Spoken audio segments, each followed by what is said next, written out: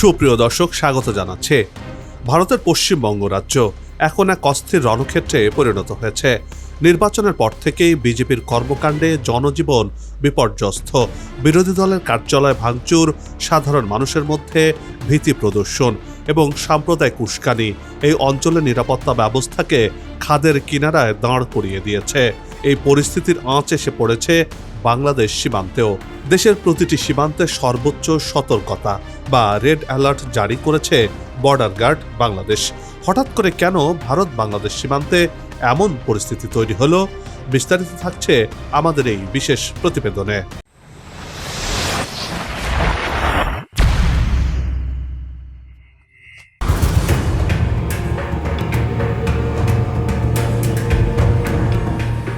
শান্তির জনপদ হিসেবে পরিচিত ভারতের পশ্চিমবঙ্গ আজ রাজনৈতিক দাঙ্গার কালো মেঘে ঢেকে গেছে।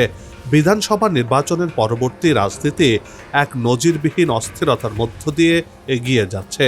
রাজনৈতিক পালাবদলের এই সন্ধিক্ষণে রাজ্যের প্রতিটি কোণ থেকে আসছে সংঘর্ষ, ভাঙচুর ও আতঙ্কের খবর। নির্বাচনে মমতা বন্দ্যোপাধ্যায়ের পরাজয় এবং বিজেপির উত্থান পরবর্তী এই সময়ে রাজ্য জুড়ে এক ভয়াবহ অস্থিতিশীল পরিবেশ তৈরি হয়েছে। অভিযোগ উঠেছে বিজেপি সমর্থিত কর্মীরা রাজ্যের বিভিন্ন প্রান্তে বিরোধী রাজনৈতিক দলগুলোর কার্যালয়ে হামলা ও ভাঙচুর চালাচ্ছে।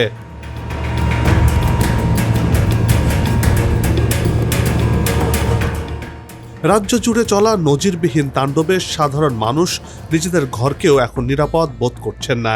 রাস্তাঘাটে চলাফেরা করতে গিয়ে সাধারণ নাগরিকরা নিরাপত্তাহীনতায় ভুগছেন এমন অভিযোগ রয়েছে। বিশেষ করে যারা তৃণমূল বা অন্যান্য বামপন্থী দলগুলোর সমর্থক হিসেবে পরিচিত, তারা ঘরবাড়ি ছেড়ে পালিয়ে বেড়াচ্ছেন। শিক্ষা প্রতিষ্ঠান থেকে শুরু করে বাজারঘাট সর্বত্রই এক অজানা আতঙ্ক বিরাজ করছে।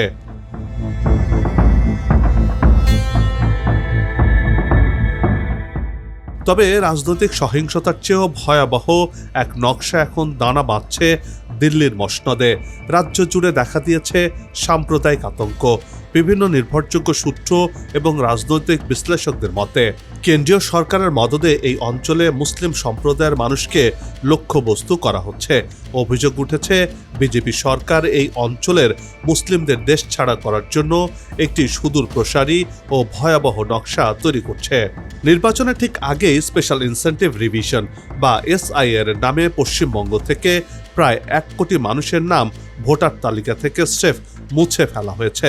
বিশ্লেষকদের মতে NRC এবং CAA এর আড়ালে বিজেপি সরকার এই অঞ্চলের সংখ্যালঘু মানুষের নাগরিকত্ব কেড়ে নেয়ার একটি সুপরিকল্পিত ছক এঁকেছিল।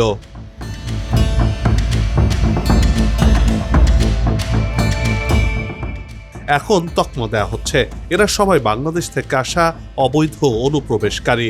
আর এই 1 কোটি অনুপ্রবেশকারীকে এখন কোথায় পাঠানো হবে, উত্তরটা শিউরে ওঠার মতোই বটে। এদের সবার গন্তব্য হতে যাচ্ছে বাংলাদেশ। এমনটি সত্য হলে তা হবে ভয়াবহ পরিস্থিতি।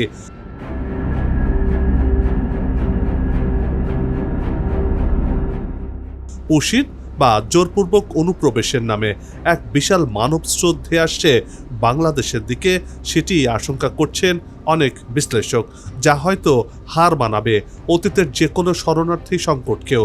ভারতের মানচিত্রের দিকে তাকালে এই বিপদের ভয়াবহতা আরও স্পষ্ট হয়ে ওঠে।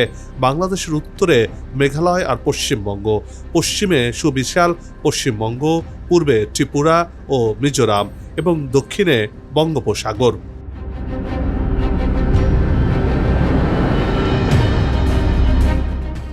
এই পুরো সীমানার চারপাশে রাজনৈতিক রং এখন একটি একক আদর্শের ছায়ায় চলে এসেছে, অর্থাৎ বাংলাদেশকে এইভাবে ঘিরে ধরেছে এই গেরুয়া বাহিনী।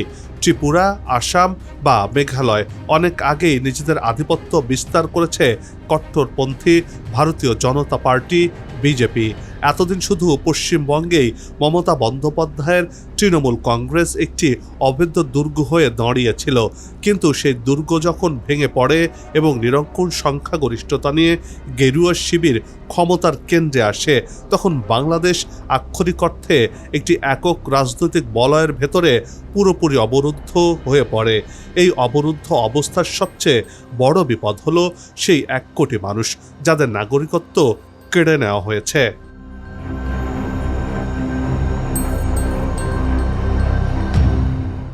এর মধ্যে এমনও লাখ লাখ পরিবার রয়েছে যারা হয়তো 1947 সালের দেশভাগের সময় এই সীমানায় পাড়ি জমিয়েছিলেন। এই মানুষগুলো কোনো অনুপ্রবেশকারী ছিলেন না, ছিলেন বাস্তুচ্যুত আশ্রয় প্রার্থী। তৃতীয় বা চতুর্থ প্রজন্ম ধরে তারা এই মাটিতেই বসবাস করছেন। তাদের নামে জমির দলিল রয়েছে, ব্যাংক হিসাবও রয়েছে, তাদের সন্তানদের স্কুলের বৈধ সার্টিফিকেটও রয়েছে। কিন্তু নতুন সরকার যখন ঘোষণা করে যে এসব পুরনো দলিল আর নাগরিকত্বের প্রমাণ হিসেবে গণ্য করা হবে না, তখন বুঝতে বাকি থাকে না এটি এক নীল নকশা বাস্তবায়নের পথে এগিয়ে যাচ্ছে, আর সেটি করছে এই গেরুয়া বাহিনী।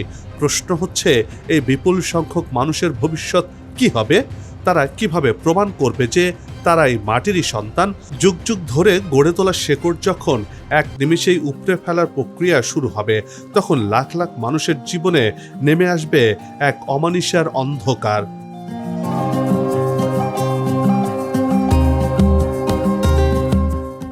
ভারতের দিল্লি, মুম্বাই বা হায়দ্রাবাদে বাংলা ভাষায় কথা বলার কারণে সাধারণ মানুষকে বাংলাদেশি তকমা দিয়ে হেনস্থা করার ঘটনা নতুন কিছুই নয়।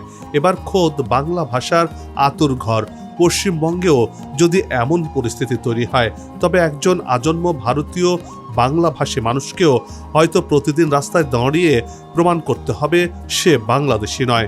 এই চরম রাজনৈতিক ও মানবিক বিপর্যয়ের সবচেয়ে বড় ভুক্তভোগী কে হবেন? কোনো সন্দেহ ছাড়াই বলা যায় বাংলাদেশ।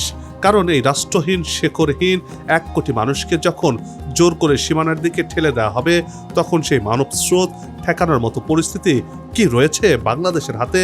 বা অন্য কোনো দেশের সীমান্ত দিয়েও যদি এই 1 কোটি মানুষকে পার করা যেত, তাদেরও কি সেই সক্ষমতা থাকতো? সে প্রশ্ন করছেন বিশ্লেষকরা।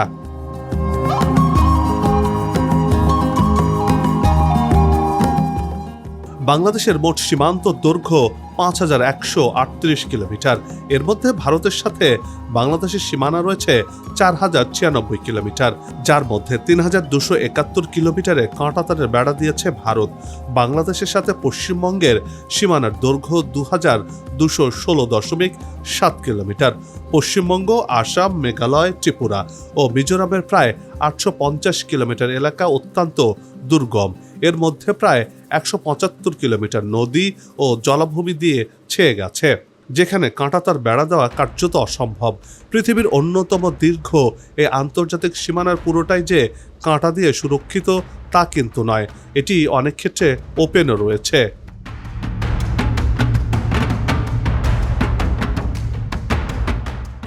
এই অস্থিরতার মধ্যে সবচেয়ে উদ্বেগজনক যে প্রশ্নটি উঠেছে, সেটি হচ্ছে পশ্চিমবঙ্গের মুসলিমদের কি বাংলাদেশি তকমা দিয়ে সীমান্ত পেরিয়ে ঠেলে পাঠানো হবে? পশ্চিমবঙ্গের এই অস্থিরতার সরাসরি প্রভাব পড়েছে প্রতিবেশী দেশ বাংলাদেশে। ভারতের দিক থেকে জোরপূর্বক পুশব্যাক করার আশঙ্কায় বাংলাদেশ ভারত সীমান্তে নতুন করে উত্তেজনা ছড়িয়ে পড়েছে। বাংলাদেশের সীমান্তরক্ষী বাহিনী বিজিবি তাদের নজরদারি কয়েক গুণ বাড়িয়ে দিয়েছে। এরই মধ্যে সন্দেহজনক গতিবিধি ও জোরপূর্বক প্রবেশ ঠেকাতে সতর্কতা বাড়ানো হয়েছে।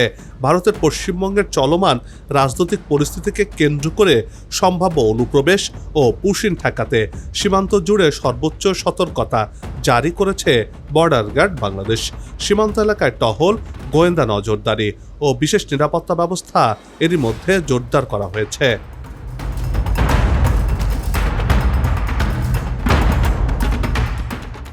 বিজিবি সূত্র জানিয়েছে, সীমান্তের প্রতিটি বিওপি থেকে নিরবিচ্ছিন্ন টহল পরিচালনা করা হচ্ছে। অতিরিক্ত টহলের পাশাপাশি গোয়েন্দা নজরদারিও বাড়ানো হয়েছে, যাতে সীমান্ত এলাকায় যে কোনো ধরনের অবৈধ কার্যক্রম দ্রুত শনাক্ত ও প্রতিরোধ করা যায়। সীমান্তবর্তী এলাকার জনগণের সহযোগিতায় জনসচেতনতা বৃদ্ধি ও তথ্য সংগ্রহ কার্যক্রম চালিয়ে যাচ্ছে বিজেপি। সন্দেহভাজন ব্যক্তি ও যানবাহনের চলাচলের উপর কড়া নজরদারি রাখছে বিজিবি। চোরাচালান প্রতিরোধ ও অনুপ্রবেশ দমনে বিজিবি জিরো টলারেন্স নীতি অনুসরণ করছে বলেও জানানো হয়েছে।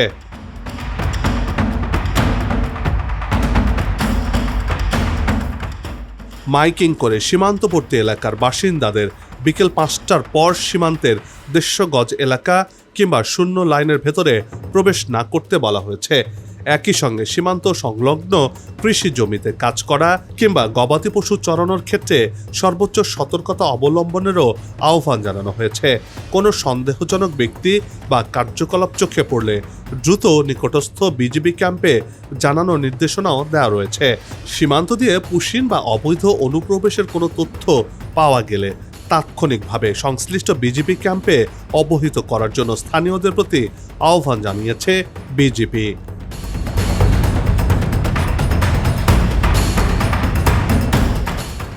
বহু রাজনৈতিক বিশ্লেষকরা মনে করছেন, ভারতের অভ্যন্তরীণ রাজনীতি যখন উগ্রপন্থীর দিকে এগিয়ে যায় তখন তার মাসুল দিতে হয় সাধারণ মানুষকে এবং প্রতিবেশী দেশগুলোকে। বিজেপি যদি তাদের এই একতরফা ও আগ্রাসী নীতি থেকে সরে না আসে তবে দক্ষিণ এশিয়ায় এক বিশাল মানবিক সংকট তৈরি হতে পারে। এটি কেবল মানবিক বিপর্যয় নয়, বরং আন্তর্জাতিক আইনেরও চরম লঙ্ঘন। কারণ যখন একটি নির্দিষ্ট ধর্মীয় গোষ্ঠীকে টার্গেট করা হয় এবং সীমান্ত উত্তেজনা সৃষ্টি করা হয় তখন তা আন্তর্জাতিক স্থিতিশীলতাকে নষ্ট করে। আন্তর্জাতিক বিশ্লেষকদের মতে ভারত যদি সত্যি এই ধরনের কোনো পদক্ষেপ নেয় তবে তা দক্ষিণ এশিয়ার স্থিতিশীলতাকে চরম হুমকির মুখে ফেলবে।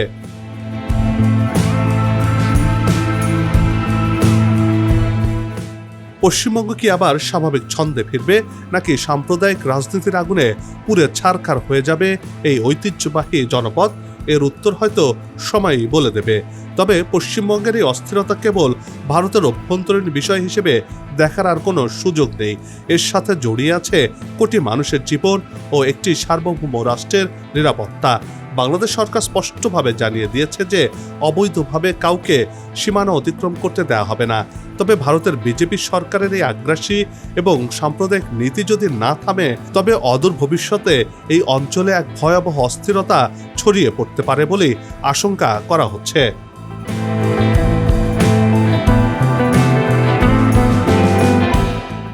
বন্ধ হোক যুদ্ধ, বিগ্রহ, হানাহানি, শান্তিময় হোক বিশ্ব। সবার সুস্বাস্থ্য আর মঙ্গল কামনা করে এই বিশেষ প্রতিবেদন এখানে শেষ করছি। আবারও হাজির হব নতুন কোনো খবর আর তার বিশ্লেষণ নিয়ে। নিজে ভালো থাকুন, দেশকে ভালো রাখুন, আমাদের সাথেই থাকুন। ধন্যবাদ।